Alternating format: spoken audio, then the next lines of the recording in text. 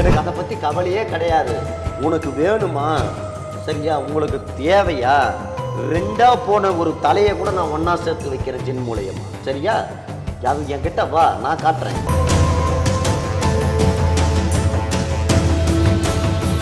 நான் ஜின்னை காட்டுறேன்னாக்கா நான் இருக்கிற இடத்துல கண்டிப்பாக ஜின்னு இருக்கும். நான் கண்டிப்பாக காட்டுறேன்.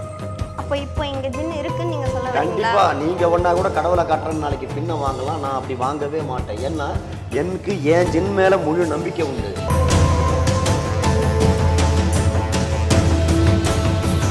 இதில் வந்து நைட்டில் வந்து விளையாடுங்க, இதை வந்து கிளப்பில் வந்து விளையாடுங்கன்னு. ஆனால் இதே பணக்காரங்க வந்து நைட்டில் விளையாடுறாங்களா இல்லையா? எல்லா ஹோட்டலும் ஸ்டார் ஹோட்டல்களில். இதே ஒரு சாதாரண ஒரு சின்ன ஹோட்டலில் விளையாடி பாருங்க, ஒரு சூதோ ஒரு லாக்கோ எல்லாம் விளையாடி பாருங்க, விடுவாங்களா? அப்போ பணக்காரனுக்கு ஒரு நியாயம், ஏழைக்கு ஒரு நியாயமா?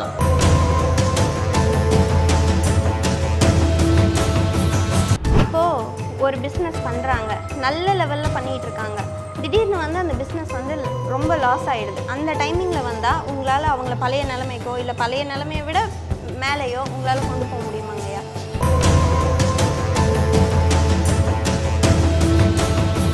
பக்தி பீஸ்ட் நேயர்களுக்கு வணக்கம். நான் உங்கள் ஜாரா. இன்றைக்கி நம்ம ஜின் ஸ்பெஷலிஸ்டான பார்த்திபன் ஐயாவை சந்திக்க வந்திருக்கோம். இன்றைக்கி நமக்கு அவர்கிட்ட இருந்து தேவையான கேள்விகள்லாம் கேட்டு நம்ம தெரிஞ்சுக்கலாம். வணக்கம் ஐயா. வணக்கம். நல்லா இருக்கீங்களாங்கய்யா? சரிங்கய்யா. இப்போது ஜின்னை பற்றி நீங்கள் எல்லாமே பண்ணுறீங்க அப்படின்றப்போ ஜின்னை வச்சு எப்படிங்க நம்ம மணி ஃப்ளோவை க்ரியேட் பண்ணுறது? மணி ஃப்ளோ பண்ணுறது எப்படின்னு பார்த்தீங்கன்னாக்கா, மணி வந்து முக்கியமாக வாழ்க்கையில் எல்லாருக்குமே பிறந்த குழந்தையிலேருந்து இறந்துட்டா கூட தேவைப்படுறது இந்த காலகட்டத்துக்கு மணி மட்டும்தான். மணி எப்படி சம்பாதிக்க முடியும்? எல்லாரும் தான் உழைக்கிறாங்க, எல்லாரும் தான் வேர்வை சிந்துறாங்க, கூலி வேலைக்கு போகிறாங்க, அன்றாடம் வேலைக்கு போய் பிழைக்கிறாங்க. ஆனால் எல்லாராலையும் முன்னுக்கு வர முடியாது. அதுக்கு தேவை காரணம் என்ன? இன்றைக்கி 10 ரூபா சம்பாரிச்சா அந்த 10 ரூபாய்க்கு இன்றைக்கி செலவு உண்டு. 100 ரூபா சம்பாரிச்சா அதுக்கேற்ற செலவு உண்டு. 1000 ரூபாய் சம்பாதிக்கிறவனுக்கு அந்த செலவு உண்டு. லட்ச ரூபாய் சம்பாதிக்கிறவனுக்கு அந்த செலவு உண்டு. அப்படின்ற பட்சத்தில் நம்ம என்ன செய்யணும் மேற்கொண்டு? சரிங்களா? இப்போ பார்த்தீங்கன்னா வெளிநாடுகள் எல்லாம் எல்லா நாட்டிலையும் உலகம் பூரா, இங்கே மட்டும் தமிழ்நாட்டில் மட்டும்தான் ஒரு சில தடைகள் கொடுத்துருக்குறாங்க. மற்ற உலக நாடுக்கு பூரா கேஷினோன்னு ஒரு விளையாட்டு இருக்குது, லாட்ரின்னு உண்டு, அதர்ஷ்ட விளையாட்டுகள்னு. அது வந்து பேர் வந்து நிறைய அதர்ஷ்ட விளையாட்டுகள்னு நிறைய உண்டு. ஒரு லக்கு இருக்கிறவங்களும் அதன் மூலயமா பெரிய பெரிய ஆளெல்லாம் ஆயிருக்கிறாங்க. இன்றைக்கி பல விஷயங்களில் பெரிய பெரிய ஆளாக இருக்கிறாங்க. இப்போ பார்த்தீங்கன்னா ஒரு குலுக்கல் முறையில் போடுவாங்க, ஒரு இது பண்ணுவாங்க, எல்லா முறையிலையும் தான். நம்ம நாட்டில் சீட்டு கட்டி பணம் போட்டாவே ஏமாற்றிட்டு ஓடிடுறானே. புரியுதுங்களா? ஆனால் ஏமாறுறவனுக்கு லைசன்ஸ் கொடுக்குறாங்க, லைசன்ஸ் விளையாட சொல்லி இல்லை அதை பணம் கட்ட சொல்லி இல்லை சீட்டு போட சொல்லி அதுக்கெல்லாம் லைசன்ஸ் கொடுத்து ஏமாற்றிட்டு ஓடிடுறான். ஆனால் இந்த லாட்ரிக்கு இந்த மாதிரி விஷயங்களுக்கும் ஒரு ஏழை பிழைக்க தான் இதெல்லாம் செய்யறது. வெளிநாடுகளில் வெளி மாநிலத்தில் நடக்கலை, எல்லாம் பிழைக்கிறாங்க, எல்லாம் நல்லா இருக்கிறாங்க. காரணம் அந்த மாதிரி ஏதாவது போனால் தான் முன்னுக்கு வர முடியும். இது நான் வந்து லாட்ரி நடத்தலை, நான் வந்து ஒரு கேஷினோ நடத்தலை, நான் வந்து ஸ்டார் ஹோட்டல் வச்சிடல. இதில் வந்து நைட்டில் வந்து விளையாடுங்க, இதை வந்து கிளப்பில் வந்து விளையாடுங்கன்னு. ஆனால் இதே பணக்காரங்க வந்து நைட்டில் விளையாடுறாங்களா இல்லையா? எல்லா ஹோட்டலும் ஸ்டார் ஹோட்டல்களில். இதே ஒரு சாதாரண ஒரு சின்ன ஹோட்டலில் விளையாடி பாருங்க, ஒரு சூதோ ஒரு லாக்கோ எல்லாம் விளையாடி பாருங்க, விடுவாங்களா? அப்போ பணக்காரனுக்கு ஒரு நியாயம், ஏழைக்கு ஒரு நியாயமா? எல்லா ஆக்டர்ஸுக்கு எல்லாருமே நைட் ஆனால் எல்லாருமே விளையாடுறாங்க, போகிறாங்க, வர்றாங்க. அதுக்கு அவங்களுக்கு லைசன்ஸ் உண்டு. இல்லை இருக்கிறப்பட்ட பணக்காரங்களுக்கு, இல்லாத ஏழைங்களுக்கு எதுவுமே கிடையாது. அப்படி நான் என்ன சொல்கிறேன், வெளி மாநிலத்தில் விடுறாங்க பாருங்கள், அந்த மாதிரி ஏதாவது லாட்ரி கிட்ட நீங்கள் எடுத்தீங்கன்னாக்கா கண்டிப்பாக அதன் மூலயமா நான் பல விஷயங்களை நான் செய்து கொடுத்து அவங்கள முன்னுக்கு கொண்டாந்து விடலாம். அதிர்ஷ்டம்னு ஒன்று இருக்குது. ஒரு பிஸ்னஸ் செய்கிறாங்கன்னா அதை வந்தாங்கன்னா அதன் மூலயமா நம்ம என்ன வேணுமோ செய்து அதன் மூலயமா கொடுக்கலாம். ஏன்னா அப்படி தான் பணக்காரன் ஆக முடியுமா தவிர மற்றபடி நீங்கள் உழைச்சி கிளச்சி போயிட்டு வாழ்க்கையில் இருக்கிற இடத்துல தான் இருக்கலாம். சரிங்களா? அதுக்கு நீங்கள் தவறான பாதைக்கு போகாதீங்க, கெடுதல் செய்யாதீங்க. வழிப்பறி பண்ணுறது, கொள்ளை அடிக்கிறது, தவறு பண்ணுறது, அந்த மாதிரி விஷயத்துக்கு போகாதீங்க. இந்த மாதிரி முயற்சிகளை பண்ணுங்க, கண்டிப்பாக முன்னுக்கு கொண்டு வரலாம். இப்போது ஒரு பிஸ்னஸ் பண்ணுறாங்க, நல்ல லெவலில் பண்ணிகிட்டு இருக்காங்க, திடீர்னு வந்து அந்த பிஸ்னஸ் வந்து ரொம்ப லாஸ் ஆகிடுது. அந்த டைமிங்கில் வந்தால் உங்களால் அவங்கள பழைய நிலைமைக்கோ இல்லை பழைய நிலைமையை விட மேலேயோ உங்களால் கொண்டு போக முடியுமாங்கய்யா? கண்டிப்பாக நான் இல்லைம்மா, ஜின்னு கண்டிப்பாக கொண்டுட்டு போவோம். எந்த நிலைமையில் வர்றவங்களை காப்பாற்ற தான் இந்த தொழிலில் நாங்கள் இருக்கிறோம். ஜின்னை வச்சுக்கிட்டு இருக்கிறேன். சரியா? ஒருத்தவங்களை அந்த தொழில் ரீதியாக வர்றவங்களை காப்பாற்றலைன்னா அதை விட அந்த ஜின்னுக்கு வந்து என்ன சொல்கிறது, நாங்கள் இல்லை, அந்த ஜின்னை கூட நான் இல்லாத கேள்விகளை கேட்பேன் நான். ஏன்னா ஒருத்தவங்க நம்மளை நம்பி பழித்து பழப்புக்காக முன்னுக்கு போகணுன்றது தான் வந்திருக்கிறாங்க. அப்படின்ற பட்சத்தில் அந்த ஜின்னை நான் விடவே மாட்டேன். அவங்க முன்னுக்கு போகிற வரைக்கும் அதுக்கு துணையாக நான் இருப்பேன். இப்போது நிறைய பேர் பிஸ்னஸ் பண்ணுறது வந்து நிறைய பேர் பிடிக்காமல் ஏதாச்சும் ஒன்று பண்ணுறதுனால பிஸ்னஸ் லாஸ் ஆகுது. அந்த மாதிரி இருக்கிறவங்களுக்கு நீங்கள் பண்ணுவீங்க. அப்படின்னா எதுவுமே பண்ணாமல் சிலருக்கு வந்து நிஜமாகவே நேரம் சரியில்லை, அதனால தான் எனக்கு பிஸ்னஸ் லாஸ் ஆச்சு, அந்த மாதிரி இருக்கிறவங்களுக்கும் உங்ககிட்ட சொல்யூஷன் இருக்குங்க ஐயா. எதுவுமே பண்ணாமல் சும்மா உட்காந்துக்கிட்டு கல்லாட்டம் உட்காந்துருக்கிறவங்களாம் யாருமே எதுவுமே பண்ண முடியாதுமா. அதுக்குன்னு முயற்சிகள் இருக்கணும், செய்யணும். அது எந்த விதமான நேரங்கள் சரியில்லைனாலும் சரி, சரியா, இன்றைக்கே நீ சாவர தருணத்தில் இருந்தாலும் சரி, நான் அதுலேருந்து நான் கட்டாயம் மீட்டு கொண்டு வந்துடுவேன். இதை பற்றி எதை பற்றி நான் யோசிக்கவே மாட்டேன். ஏன்னா வாழணும்னு நினைக்கிறவங்கள தான் வாழ்க்கை கொடுக்கலாம். சாதனை நினைக்கிறவங்க எதை பற்றி சிந்திக்க மாட்டாங்க. நான் அந்த மாதிரி ஆள் கிடையாது. என்கிட்ட வெறி ஒன்றுமே இல்லை, என் கையில் எதுவுமே கிடையாது, நான் வெறும் ஆள். ஆனால் முன்னுக்கு வந்து அவனும் நிற்கிறவங்கள கண்டிப்பாக நான் ஜெயிக்க வச்சிருவேன். அதாவது ஆரம்பத்தில் ஒரு பிஸ்னஸ் பண்ணிகிட்டு இருக்காங்க அப்படின்றத தாண்டி இப்போ தான் நான் பிஸ்னஸே பண்ண போகிறேன் அப்படின்றப்ப உங்களை வந்து அணுகுனா அது அவங்களுக்கு கை கொடுக்குமா? கண்டிப்பாக கை கொடுக்கும், கண்டிப்பாக கொடுக்க வைப்பேன். சரிங்க. இப்போது பிஸ்னஸை பொறுத்த வரைக்கும் மட்டும்தான் உங்களால் எதுவும் பண்ண முடியுமா? இல்லை இப்போ நான் வேலை பார்க்குற இடத்துலேருந்து நான் மேலே வரணும், இல்லை எனக்கு பிஸ்னஸ் பண்ணுற ஐடியா மட்டும்தாங்கய்யா இருக்குது, எனக்கு அடுத்து என்ன பண்ணுறதுன்னு தெரியல அப்படின்றவங்களும் உங்களை அணுகலாமா? அம்மா, பிஸ்னஸ் பண்ணுறவனும் மனுஷன்தான், வேலை செய்கிறவனும் மனுஷன்தான், கூலிக்காரனும் மனுஷன்தான், புரியுதுங்களா? கார்பரேட்காரனும் மனுஷன்தான், எல்லாரும் காய்கறி விற்கிறவனும் மனுஷன்தான். எல்லாருக்கும் முன்னுக்கு வரதுக்காக தான் தொழில் செய்கிறாங்க. யார் எந்த நிலையில் வந்தாலும் முன்னுக்கு தூக்கிட்டு வந்து விடுங்க. அது கார்பரேட்காரனாக இருக்கட்டும், காய்கறி விற்கிறவனாக இருக்கட்டும், சரிங்களா? குண்டு ஊசி விற்கிறவன்லேருந்து ஃப்ளைட்டு விற்கிறவனை வரைக்கும் யாராக இருந்தாலும் ஜின்னு கண்டிப்பாக கை தூக்கி விடும். அதை நான் முயற்சி நான் செய்வேன். இப்போ நிறைய பேருக்கு வந்து வெளியில் ஒரு எண்ணம் இருக்குங்கய்யா.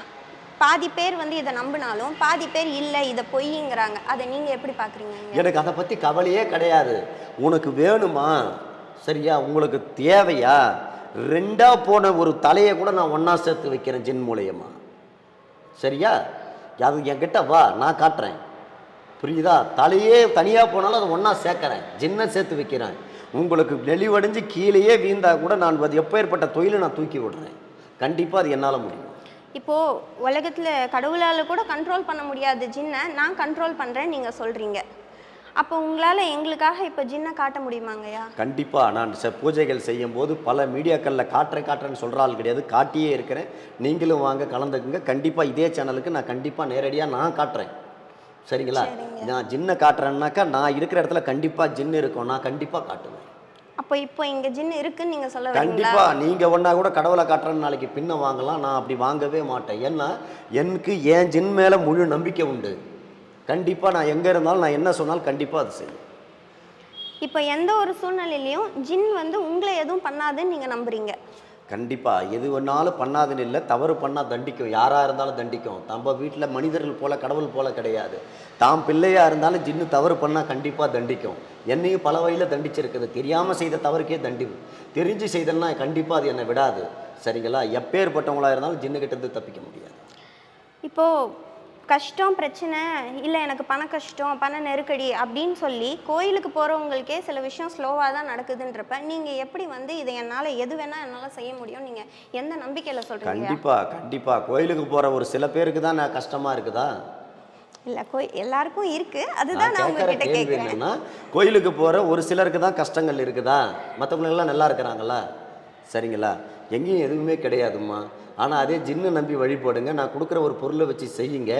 நான் அது நடக்காட்டி இந்த இடத்துல இது சொல்கிறேன், நான் கண்டிப்பாக இந்த தொழிலே நான் விடுவேன். இப்போது நிறைய பேர் வந்து பார்த்தீங்கன்னா பிஸ்னஸ் அது இதுன்னு சொல்லி இப்போ நிறையா ஸ்கேம் நடக்குது. நீங்கள் கேள்விப்பட்டிருப்பீங்க, இவ்வளோ லட்சம் கொடுத்தா அவ்வளோ வரும், இதில் இன்வெஸ்ட் பண்ணால் அவ்வளோ வரும், அந்த மாதிரி நிறைய பேர் இன்வெஸ்ட் பண்ணிடுறாங்க. ஆனால் திரும்பி எதுவுமே வரதில்லை.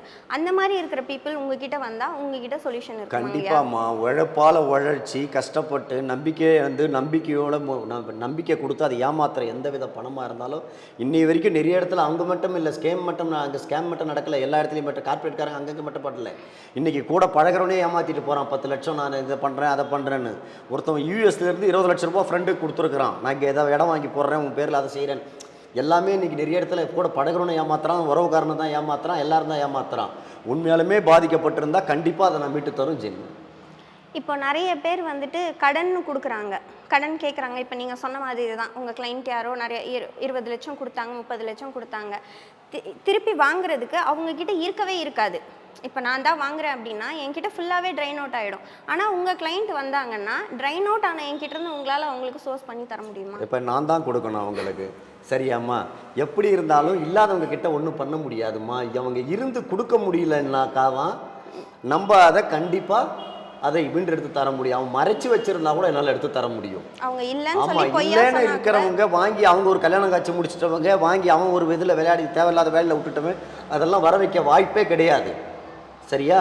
சரிங்க. இருக்குது, தர மனசு இல்லை, அவனுக்கு நம்ம கண்டிப்பாக நம்ம சேர்த்து வைக்கலாம், செய்யலாம். இப்போது ஒரு இடத்துல கொடுக்குறோம், அதை பணம் கொடுத்து அவன் சொத்தாக வாங்கி வச்சு இல்லை ஏதாவது சேஃப்டிக்கு பொருளாக நகையை ஏதாவது வாங்கி வச்சுருந்தா கண்டிப்பாக நான் சின்னால மீட்டு தர முடியும்.